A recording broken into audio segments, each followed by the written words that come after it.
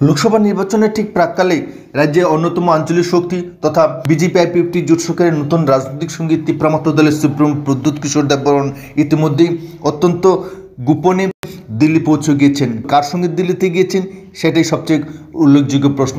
গতকাল দুপুরের বিমানে ত্রিপুরা সুপ্রিম প্রদ্যুৎ কিশোর দেববর্মন পশ্চিম ত্রিপুরা লোকসভা কেন্দ্রের বিজেপি দলের প্রার্থী তথা রাজ্যের প্রাক্তন মুখ্যমন্ত্রী বিপ্লব দেবকে সঙ্গী করে ইতিমধ্যে দিল্লি অভিযানে মেতে উঠেছেন। কী কারণে প্রদ্যুৎ কিশোর দেববর্মন বিপ্লব দেবের সঙ্গী হয়ে দিল্লি যাচ্ছেন, এর পেছনে আসল রহস্য কী কারণে বুবাগরা বিপ্লব দেবকে সঙ্গী করেই দিল্লিতে যাচ্ছেন? রাজধানীতে একটা প্রশ্নই বারবার ঘুরে ফিরে আসছে যে বিপ্লব দেবের হাত ধরেই কি ত্রিপুরা দল সরাসরি বিজেপিতে যোগদান করতে চলেছে, অর্থাৎ আগামী কিছুদিনের মধ্যেই কি ত্রিপুরা দল তাদের অস্তিত্ব হারাতে চলছে? ইতিমধ্যে বিজেপির রাজ্য সদর দপ্তরে কানা ঘোষা শুরু হয়েছে যে ত্রিপুরা দলের অস্তিত্ব আগামী কিছুদিনের মধ্যেই বিলীন হতে পারে। বুবাগরা তথা প্রদ্যুৎ কিশোর দেববর্মন বিপ্লব দেবের হাত ধরেই বিজেপিতে যোগদান করবেন তেমন গুঞ্জনও ইতিমধ্যে ছড়িয়ে পড়তে শুরু করেছে। কারণ প্রদ্যুৎ কিশোর দেববর্মন ইতিপূর্বেই বিজেপি দলের হাত ধরেছেন এবং বিজেপি সরকারে অংশগ্রহণের মাধ্যমে এর যে ঐতিহাসিক চিত্র প্রদর্শন করতে সক্ষম হয়েছেন। ত্রিপুরা দল যেখানে সৃষ্টি হয়েছে বিজেপি সরকারের বিরুদ্ধে, বিজেপি সরকারের আইনের বিরুদ্ধে, বিজেপি সরকারের রাজনৈতিক সিদ্ধান্তের বিরুদ্ধে, সেখানে আজ বিজেপি দলের সঙ্গে নীরবে হাত মেলাচ্ছেন ত্রিপুরা সুপ্রিম প্রদ্যুৎ কিশোর দেববর্মন। পশ্চিম ত্রিপুরা লোকসভা কেন্দ্রে বিজেপির প্রার্থী বিপ্লব দেবের হাত ধরে ইতিমধ্যে দিল্লি পৌঁছে গেছেন কীর্তি সিংকে পূর্ব ত্রিপুরা লোকসভা কেন্দ্রের প্রার্থী করতে। অর্থাৎ শেষ মুহূর্তে এটাই প্রকাশ্যে আসলো যে প্রদ্যুৎ কিশোর দেববর্মন গ্রেটার ত্রিপুরার স্বপ্ন দেখে ত্রিপুরাদের মধ্যে থানসা সৃষ্টি করে নিজের ব্যক্তি স্বার্থ চরিতার্থ করার জন্যই তিনি ব্যক্তিকেন্দ্রিক রাজনীতিতে মেতে উঠেছেন, যার ফলশ্রুতিতে প্রদ্যুৎ কিশোর দেববর্মনের ডানহাত বলে পরিচিত অনিমেষ দেববর্মা সঙ্গে বৃষগুতু দেববর্মাকে মন্ত্রিসভায় পাঠিয়ে তিনি দিল্লিতে অবস্থান করছেন উনার নিজের বোনকে পূর্ব ত্রিপুরা লোকসভা কেন্দ্রের প্রার্থী করতে।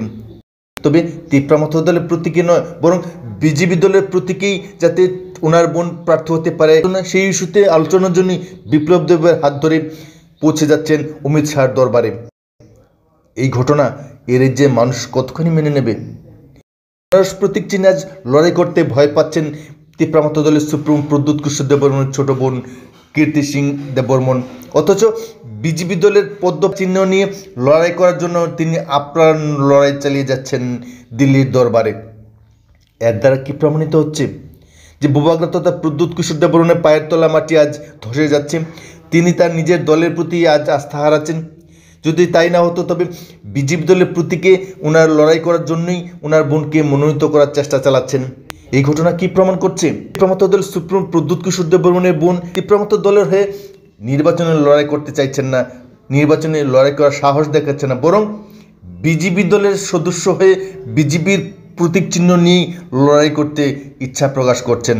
এই ধরনের রাজনৈতিক সিদ্ধান্ত এর যে ত্রিপ্রাসাদের জন্য কি বার্তা দেবে? এই জন্য কি তারা গ্রেটার ত্রিপুরাকে কেন্দ্র করে সমগ্র রাজ্যে থানসা গঠন করার জন্য লড়াই চালিয়ে যাচ্ছিলেন? কি উদ্দেশ্য চরিতার্থ করতে চলেছেন বুবাগরা তথা প্রদ্যুৎ কিশোর দেববর্মন? এই প্রশ্ন আজ ত্রিপ্রাসাদের মধ্যে, প্রশ্নের উত্তর না পেয়ে আজ ত্রিপ্রাসাদের মধ্যে ক্ষোভের বহিঃপ্রকাশ ঘটছে। পাহাড়ে কন্দরে আজ বুবাগরার বিরুদ্ধে প্রতিধ্বনি শোনা যাচ্ছে এবং আগামী লোকসভা নির্বাচনের পূর্বেই ত্রিপুরা দল ছাড়ার ব্যাপক জনঢোল নামবে বলে মনে করছেন রাজনৈতিক বিশেষজ্ঞরা। 2024 লোকসভা নির্বাচনের অব্যবহিত পরেই রাজনৈতিক সংকটে পড়বে ত্রিপুরা দল, তেমনটাও মনে করছেন কেউ কেউ। প্রদ্যুৎ কিশোর দেববর্মন চাইছেন নিরাপদ আশ্রয়, তার জন্য বিপ্লব দেবের হাত ধরে তিনি নিজের বোনকে প্রার্থী করতে চাইছেন বিজেপি দলের প্রতীকে এবং লোকসভা নির্বাচন চলাকালীন সময়ে কিংবা অব্যবহিত পরেই বিজেপি দলের সঙ্গেও মিশে যেতে পারে ত্রিপুরা দল, তেমন গুঞ্জন বিজেপি সদর দপ্তরে শোনা যাচ্ছে।